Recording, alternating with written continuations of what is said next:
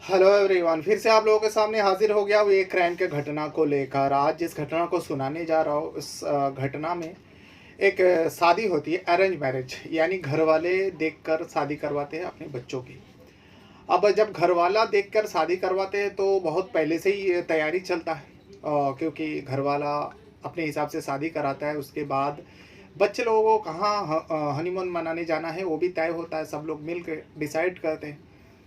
वैसे ही एक शादी जो इंदौर में हुई थी, रघुवंशी परिवार में। रघुवंशी परिवार में एक लड़का है जिसका नाम है राजा रघुवंशी। उसका शादी होता 11 मई। 11 मई को शादी हुई थी और उसके बाद घर वाले ने पूरा तय किया था जो शादी के बाद इस जगह में अपने बच्चे लोग हनीमून के लिए जाएंगे। अब शुरुआत में तो तय हुई थी जो कश्मीर जाएंगे, जो एकदम फेमस है जगह। लेकिन बीच में कश्मीर में कुछ ऐसा दुर्घटना होता है पहलगांव में, उसके बाद ये लोग प्लान चेंज कर देता है। तो लोग सोचता है कि नहीं, अभी कश्मीर जाना ठीक नहीं होगा। वैसे ही दोनों देशों में थोड़ा बहुत आगे पीछे ऊंच नीच चल रहा है, तो फिर से कुछ हो ना जाए। तो इसीलिए परिवार वाले को चिंता आई और फिर परिवार वाले ने उस जो कश्मीर जाने वाला जो मैटर था उसको कैंसिल करके अब उसको असम कर देते, जो मेघालय घूमने जाओ तुम लोग। अब कश्मीर का प्लान चेंज होता है, मेघालय जो असम के अंदर आती है। मेघालय जाने के लिए लोग तैयारी हो जाते हैं। तो 11 मई को शादी होता है और 20 मई को हनीमून के लिए राजा रघुवंशी और उसका पत्नी जो सोनम रघुवंशी, वो दोनों 20 मई को निकालते हैं अपने घर से, इंदौर से। अब इंदौर से ये लोग जाते हैं बेंगलोर और बेंगलोर से सीधा असम गुवाहाटी जाते हैं। गुवाहाटी पहुंच जाते हैं 20 मई के शाम तक। उसके बाद वहाँ पे वो लोग एक गेस्ट हाउस में रहते हैं। गेस्ट हाउस में रहने के बाद अब दूसरा ही दिन वो लोग अब जिस जगह पे जाना है, जिस जगह पे घूमना है, उस जगह मेघालय करके एक जगह है। मेघालय में एक और जगह लगता है शिलोंग। लोग को मेन शिलोंग में जाना था, वहाँ पे मंदिर में देवी देवताओं का दर्शन भी करना है। तो लोग शिलोंग पहुँचते हैं और तब तक घर वाले से दोनों बातें कर रहा था। हर कुछ समय में घर वाले से फ़ोन पर बातें हो रही थी, सब कुछ खुशहाल तरीके से चल रहा था। लेकिन जब 23 तारीख आते हैं, 23 मई को इन लोगों का फ़ोन का स्विच ऑफ बता रहा था। अब राजा रघुवंशी का माँ जो है अपनी बहू को फ़ोन करती है, लेकिन बहू का मोबाइल का स्विच ऑफ। सोचा कि हो सकता है पहाड़ी इलाका है और वहाँ पे बारिश वगैरह हो रहा है तो चार्जिंग उतर गए, तो मेरे बेटे को फ़ोन लगाती हूँ। अपने बेटे को फ़ोन लगाती है, बेटे का भी इत्तेफाक से मोबाइल का स्विच ऑफ। अब दोनों पति पत्नी का मोबाइल का स्विच ऑफ और उन लोगों के पास बताया जा रहा है, अभी फ़िलहाल इन्वेस्टिगेशन जब हुआ, एक नहीं दो नहीं बल्कि 6 मोबाइल उन दोनों के पास थे और 6 वोल्टों का नंबर बंद आ रहा था। अब इन लोगों को लगा, परिवार वाले को लगा कुछ तो वजह होगा जिस वजह से मोबाइल बंद है, या फिर नेटवर्क वहाँ पे बारिश के वजह से काम नहीं कर रहे। तो लोग 23 तारीख को ऐसे ही निकल जाता है। 24 को भी बहुत बार ट्राई किया, लेकिन 24 को भी फ़ोन नहीं लगा। आखिरकार 25 को जब फ़ोन नहीं लगते दोनों का, तब घर वाले को अब चिंता होने लगे। जब घर वाले को चिंता होने लगे तो घर वाले ने मिलकर एक फैसला किया। दोनों परिवार, सोनम के परिवार और राजा के परिवार, दोनों मिलकर फैसला करते हैं परिवार के लोग, जो एक काम करो, हम लोग ऐसे हाथ धरे बैठे नहीं रह सकते, कुछ तो हुआ है। अगर नहीं होता तो लोग कम से कम किसी लोकल लैंडलाइन नंबर से फ़ोन करके बताते जो ऐसा ऐसा है, आप लोग फिक्र ना करें। जो बच्चे लोग हर 2-2 घंटे में अपने बारे में जानकारी देता है, जिस जिस जगह पे जा रहे हो जगह का तस्वीर खींच के भेज रहे, और अचानक एकदम से 2-3 दिनों से उन लोग से कांटेक्ट टूट जाता है और उन लोग कांटेक्ट करने की कोशिश भी नहीं करते। परिवार वाले को बहुत ज़्यादा चिंता होने लगी। तभी परिवार वाले ने एक जगह में बैठकर, सोनम के परिवार और राजा के परिवार में बैठकर ये फैसला तय करता है, जो राजा का एक छोटा भाई है वो और सोनम का एक भाई है, दोनों उन लोगों को ढूंढने के लिए आसाम जाएंगे। अब जब फैसला हो गया, तुरंत जो है वो दोनों भाई आसाम के लिए निकल जाते हैं। अब गुवाहाटी पहुंचता है। गुवाहाटी पहुंचने के बाद अब उन लोग जहाँ पे ठहरे हुए थे उसके बारे में भी बताया था, जो मेघालय का जो शिलोंग इलाका है उस इलाका में वो लोग रह रहे। और इत्तेफाक से देखिए, जैसे कि मैं बताया, जो लोग कहाँ घूमने जा रहे हैं उसका भी अभी का दौर है, फ़ोटो क्लिक कर रहे हैं और परिवार के किसी न किसी सदस्यों को भेज रहे हैं। तो फ़ोटो क्लिक किया हुआ उन लोगों के पास मौजूद था। तो उसी फ़ोटो में से एक बताया गया था, जो एक स्कूटी दिख रहा था, जो ये दोनों खुद उसमें जा रहे थे, मतलब राजा रघुवंशी चला रहा था और उसके पीछे उसके बीवी, उसकी दुल्हन बैठे हुए थे, नई नवेली दुल्हन थी, सोनम रघुवंशी। क्योंकि उस इलाका में 4 व्हीलर तो चलती नहीं है, पहाड़ी इलाका है, वहाँ पे स्कूटी मिलती है जो रेंट पर लेते हैं, और उसमें जीपीएस लगा रहता है और मोबाइल नंबर सब कुछ लगा हुआ रहता है गाड़ी में, क्योंकि वो टूरिस्ट लोगों को दिया जाता है कुछ घंटों के लिए, उसका किराया वसूलते, किराए के हिसाब से दिया जाता है, जो इतने घंटे के लिए इतना पैसा।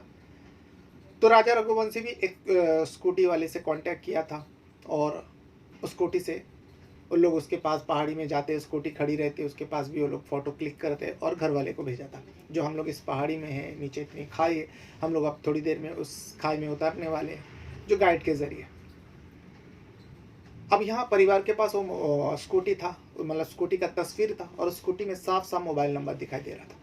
अब ये दोनों भाई जब वहाँ पर पहुँचा, तो कांटेक्ट किससे करे, कैसे पता करे जो उसके भाई और भाभी कहाँ हैं, और सोनम के जो भाई है वो सोच रहे हैं जीजा और बहन दीदी कहाँ है।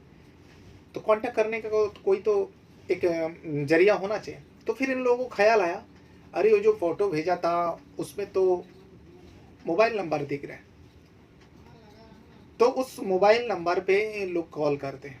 कॉल करने के बाद बताते हैं, हाँ भाई हम लोग स्कूटी तो रेंट पर देते हैं और हमारे इस जगह पर दफ्तर है। तो इन दोनों उस जगह पर पहुंच जाते हैं। पहुंचाने के बाद जो स्कूटी का ओनर रहता है, बाकी जो लोग रहते हैं काम करते हैं, उन लोग से बातचीत होता है, उस स्कूटी का फ़ोटो भी दिखाता है। तो कहते हैं हाँ आया तो था, एक कपल्स आए थे, नई नई शादी हुई थी, उन लोग को ऐसा लग रहा था, तो हम लोग से स्कूटी तो लिया था, वही स्कूटी है, लेकिन उन लोग तो वापस आए नहीं और हमारे स्कूटी भी अब तक नहीं मिली। इसे सुनने के बाद अब दोनों भाई की जो है और ज़्यादा चिंताएं बढ़ने लगे। फिर आखिरकार वो दोनों भाई जो है पुलिस का सहारा लेने का सोचा। वही शिलोंग पुलिस में जाते, जो भी नज़दीकी पुलिस स्टेशन होता है वहाँ पे जाकर पुलिस वाले को पूरी बात बताता है और तस्वीर वगैरह दिखाता है। तस्वीर देख के पुलिस वाले समझ जाता है जो हाँ इस इलाका का है, और स्कूटी वाले से भी बातचीत हुआ, वो भी बात बताया जो ऐसा ऐसा है। अब पुलिस वाले तो मामला तो पूरा जान लेते हैं और थोड़ा बहुत इन्वेस्टिगेशन करता है, लेकिन यहाँ परिवार वाले को भी वो दोनों भाई जो है अलर्ट दे रहा था, जो ऐसा ऐसा हुआ है, कोई पता नहीं। उन लोग का गाड़ी भी गायब है, स्कूटी गायब है, और उसके बाद पुलिस में गए, पुलिस का रवैया जो है ठीक नहीं है, ऐसा लग नहीं रहा है जो ये लोग मामला को सीरियस ले रहे हैं। अब यहाँ इंदौर में जो इनका रघुवंशी परिवार है, इन लोग का और ज़्यादा चिंता बढ़ने लगे। दोनों बच्चे का कोई पता नहीं लग पाता और दिन ब दिन बीतते जा रहा था। तभी इन लोग ने जो है इंदौर का कमिश्नर से मिलते हैं, सोर्सेस के द्वारा कैसे भी करके मिलते हैं, बच्चे लोगों की बात है, कमिश्नर को पूरी बात बताते हैं जो ऐसा ऐसा हुआ है, और हमारे बच्चे लोग भी गए ढूंढने के लिए, लेकिन बच्चे लोगों का कहना है पुलिस वाले मामले को सीरियस नहीं ले रहे, और उन लोग तो ऐसा रवैया दिखा रहे जैसे उन लोग कुछ करना ही नहीं चाहते। तभी इंदौर का कमिश्नर जो है उस इलाका शिलोंग के इलाका में जो गुवाहाटी पुलिस है उन लोग से कांटेक्ट करता है और इस मामले के बारे में बताता है और कहता है जो आप लोग प्लीज़ इस मामले को देखिए और जल्द से जल्द वो दोनों बच्चे को ढूंढिए।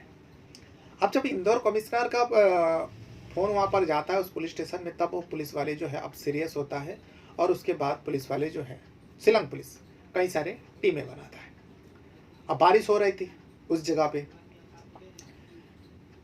जब बारिश का मौसम में और पहाड़ी इलाका है, बहुत ही भयावह होता है, बहुत ही डेंजर होता है, फिर भी उन लोग वहाँ के लोकल लोग हैं वहाँ पे कुछ टीमें बनाता है और सर्च ऑपरेशन चलाया जाता है उन दोनों को ढूंढने के लिए, राजा और सोनम को। ढूंढा तो जा रहा था दोनों को, दोनों बच्चों को ढूंढा जा रहा था। यहाँ घर वाले परेशान, ऊपर से दोनों भाई गए, वो दोनों भी परेशान, कोई कांटेक्ट नहीं। अब पुलिस का काम था धीरे धीरे सब कुछ पता करना। सबसे पहले तो वो लोग जब गुवाहाटी पहुंचा था, गुवाहाटी के बाद वो लोग मेघालय गया था, मेघालय में जाकर एक गेस्ट हाउस में वो लोग ठहरे थे। अब जब ठहरे थे उस गेस्ट हाउस में जाते हैं, उस गेस्ट हाउस के बारे में पता चलता है। उन लोग ने बताया हाँ ये कपल तो आए थे और ठहरे भी थे, लेकिन वो लोग अब घूमने के लिए आए हैं, इधर उधर निकल जाते हैं और वक्त पर आते हैं। बस एक ही दिन हुआ है, उसके बारे में हम लोग कैसे पूरा डिटेल जान सकते, कौन है, कहाँ गए, क्या बात है। लेकिन वहाँ पे वो लोग यहाँ पे चेकिंग किया है। अब उसके बाद चेकआउट भी कर चुका था, गेस्ट हाउस वाले ने बताया जो हाँ चेकआउट भी कर चुका है। उसके बाद कोई गेस्ट आता है चेकआउट कर लेते हैं, उसके बाद वो लोग कहाँ जाता है वो हमारी जिम्मेदारी में नहीं है। ये सारी बात पता चला गेस्ट हाउस से, और स्कूटी वाले से भी पता चला। कुछ स्कूटी में जीपीएस लगा होता, उसके ज़रिए अब स्कूटी को भी ढूंढा जा रहा था। सर्च ऑपरेशन का जो टीम है, ढूंढते ढूंढते आखिरकार स्कूटी तक पहुंच जाता है। स्कूटी कहाँ मिलती है? स्कूटी उस गेस्ट हाउस से 25 किलोमीटर दूरी पर एक लावारिस स्कूटी पड़ी हुई रहती। वही स्कूटी हो जो राजा रघुवंशी ने लिया था रेंट पर। स्कूटी के बारे में पहली बार पता चला, लावारिस पड़ा हुआ था स्कूटी से। अब जहाँ पे स्कूटी पड़ा था तो उस इलाका में बहुत ज़्यादा ढूंढा गया, बहुत ज़्यादा चेक किया गया, लेकिन स्कूटी के अलावा वहाँ पे कुछ भी ऐसा सबूत नहीं मिला जिसे पता चले जो राजा और सोनम इस जगह में हो सकता है, या उसके साथ कोई, उन दोनों के साथ कोई हादसा हुआ है। फिलहाल स्कूटी को तो कब्जे में ले लेता है टीम। उसके बाद अब गेस्ट हाउस जहाँ पे वो लोग रुके थे उस इलाका में भी, पूरा इलाका में ही सर्च ऑपरेशन हो रहा था। उस इलाका से, जो गेस्ट हाउस से थोड़ी ही दूर में, उसका बैग मिलता है। वही कपल का बैग मिलती है, सोनम और राजा का, जो लोग गए थे साथ में लेकर। जब वो बैग मिलती है, उस बैग को दिखाया जाता है दोनों भाइयों को। दोनों भाई देख के ही पहचान जाते हैं, हाँ भैया और भाभी इसी बैग के साथ इन लोग आए थे। अब पुलिस वाले को मामला सीरियस लगने लगा, जो कुछ तो हुआ है उन दोनों के साथ। एक जगह में स्कूटी मिलना, एक जगह में बैग मिलना, और उन दोनों का कुछ पता नहीं। बैग में कुछ महंगी कीमती सामान भी नहीं था। ऐसा लग रहा था जो भी बैग में सामान था वो सारे निकाल लिए गए। फिलहाल बैग को भी कब्जे में ले लेता है। अब जहाँ पे बैग मिला था उसी इलाका में अब बहुत ज़्यादा सर्च ऑपरेशन चलाया जाता है, जो यहाँ पे ही होगा। हो सकता है उन दोनों के साथ कुछ हादसा होगा, पुलिस को भी लग गया, राजा और सोनम के साथ। अब उस इलाका में बहुत ज़्यादा ढूंढा जा रहा था, लेकिन देखते ही देखते दिन बीत रहा था। अब इन लोग को गायब हुए करीब 10 दिन हो गया। 10 दिन बाद 2 जून को उस पहाड़ी इलाका में जो खाई है, क्योंकि एक उसके बीच में एक कॉल रिकॉर्डिंग भी वायरल हुआ, जो सोनम और सोनम के सास के बीच में बातचीत हो रही थी दोपहर के वक्त। तारीख थी 23 मई। 23 मई को दोपहर के वक्त उस दिन सोनम व्रत रखी थी और उपवास रखी थी। तो इस बारे में वो अपने सास से बातें कर रही थी, जो मामा यहाँ पे मैं तो उपवास हूँ और यहाँ पे कुछ अच्छा खाना नहीं मिल रहा था। उस टाइम उसके सास, जो राजा की माँ है, राजा रघुवंशी की माँ, वो बता रहे थे बेटा जो भी मिले खा लेना, लेकिन तू उपवास है, दही वगैरह ये सब खा लेना। लेकिन सोनम कहती है, अभी तो पूछते हैं जो राजा कहाँ है, तो कहने लगा वो अभी खाई में उतरे हैं, गाइड्स हैं साथ में, और मुझे भी उतरना है, देख के डेंजर है, इतना गहरा नीचे है, और यहाँ का सीढ़ी भी अच्छी नहीं है, जो पत्थर काट काट के बनवाया गया उसी से हम लोग नीचे उतरेंगे, और वहाँ पे एक मंदिर है उसका दर्शन करेंगे, और मौसम भी खराब है।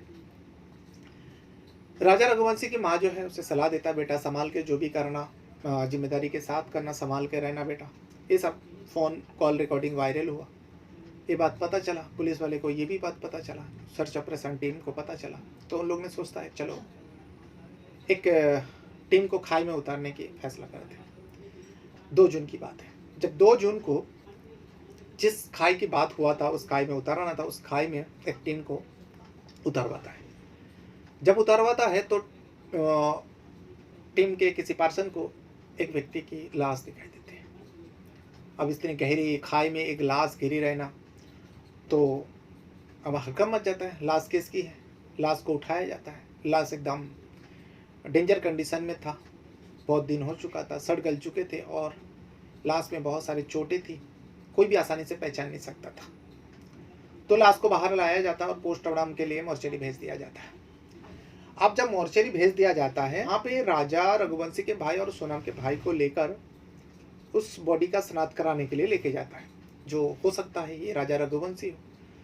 दोनों जाते, साला भी जाता है, भाई भी जाता है, लेकिन कोई भी नहीं पहचान सकता था, क्योंकि बॉडी का कंडीशन बहुत ज़्यादा खराब हो चुके थे। लेकिन हाथ पर एक टैटू बना हुआ था, वो टैटू से राजा रघुवंशी के भाई पहचान जाते हैं, जो हाँ ये मेरा भाई है राजा रघुवंशी। जैसे राजा रघुवंशी की बॉडी के बारे में पता चलता है, जो पहचान होता है, शनाख्त हो जाता है, तो वहाँ पुलिस वाले के साथ साथ दोनों भाई यानी साला और भाई का भी हाल बहुत ख़राब हो जाता है, और घर वाले को भी खबर दी जाती है। लेकिन राजा रघुवंशी की माँ को इस बारे में बताया नहीं जाता, क्योंकि उन्हें सदमा लगेगा, शायद उनको कुछ हो सकता है, अटैक आ सकता है।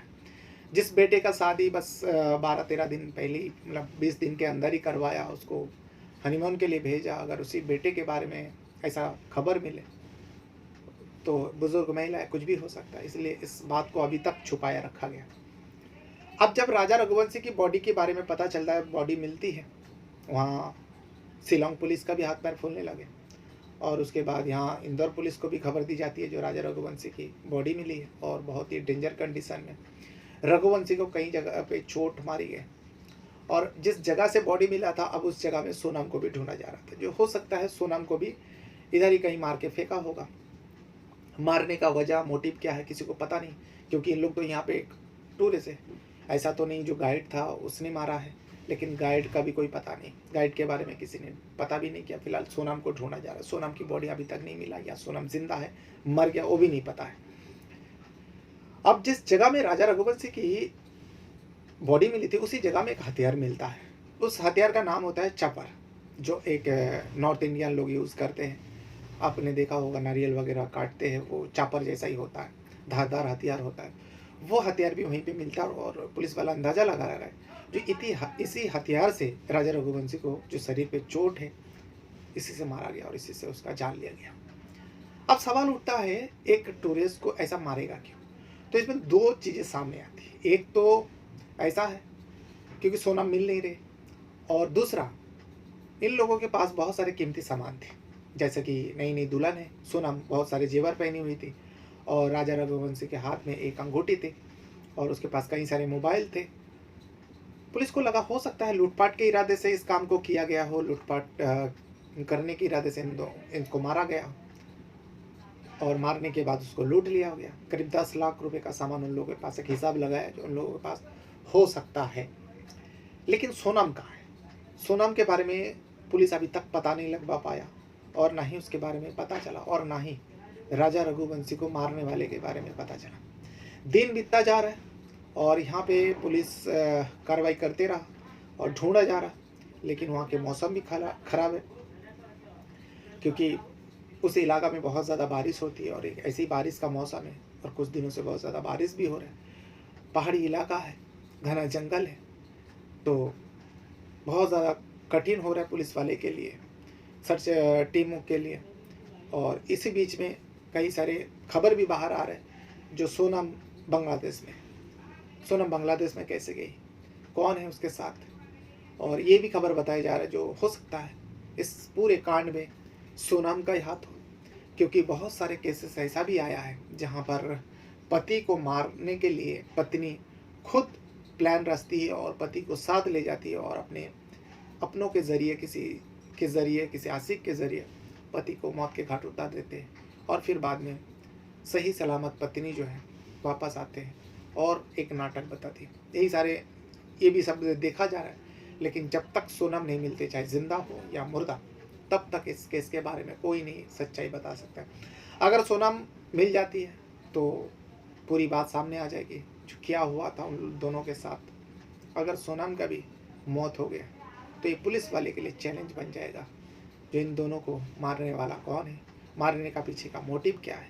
अगर कोई लूटपाटी करना है तो इस तरीके से जान कैसा लेगा।